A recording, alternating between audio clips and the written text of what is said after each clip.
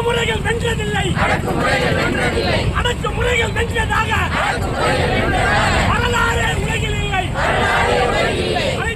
சத்துணவு அங்கன்வாடி ஓய்வூதிய சங்கத்தின் சார்பாக இன்றைக்கு கோரிக்கை முழக்க ஆர்ப்பாட்டம் எழுச்சியோடு நடைபெற்றுக் கொண்டிருக்கிறது.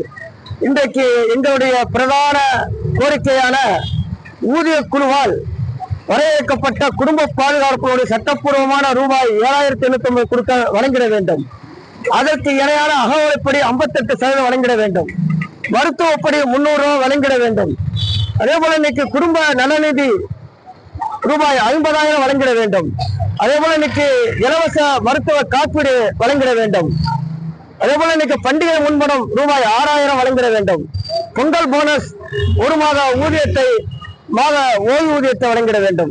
அதே போல இன்னைக்கு ஜிபிஎஃப் லம்சம் எஸ்பிஎஃப் ஓய்வு பெறும் நாளிலேயே 3 வழங்கிட வேண்டும். தேர்தல்கான வாக்குறுதியான அந்த காலமுறை ஊதியத்தையும் அதே போல இன்னைக்கு குறைந்தபட்ச பென்ஷனையும் தமிழக முதல்வர் அளித்த வாக்குறுதியை நிறைவேற்றிட வேண்டும். அதே போல இன்னைக்கு மிஸ்ஸிங் கிரெடிட் அதை சரி பண்ணி வலைதளத்தில் வெளியிட வேண்டும் என்ற உள்ளிட்ட சட்டம் கோரிக்கை வலியுறுத்தி இன்றைக்கு மாவட்ட ஆட்சியர் அலுவலகம் மூலம் தமிழக முதலமைச்சருக்கு அவர்களுக்கு எங்களுடைய நியாயமான கோரிக்கை நிறைவேற்றும் முகமாக அளிக்க இருக்கின்றோம். கட்ட போராட்டம் அறிவிக்கவில்லை என்றால் மாநில மையம் கூடி தமிழ்நாடு சத்துணவு அங்கன்வாடி அரசு ஊழியர் உள்ளடக்கிய கூட்டு போராட்டத்தில் நாங்கள் சந்திக்க நேரிடும் என்பதை இந்த நேரத்தில் தெரிவித்துக் கொள்கிறேன்.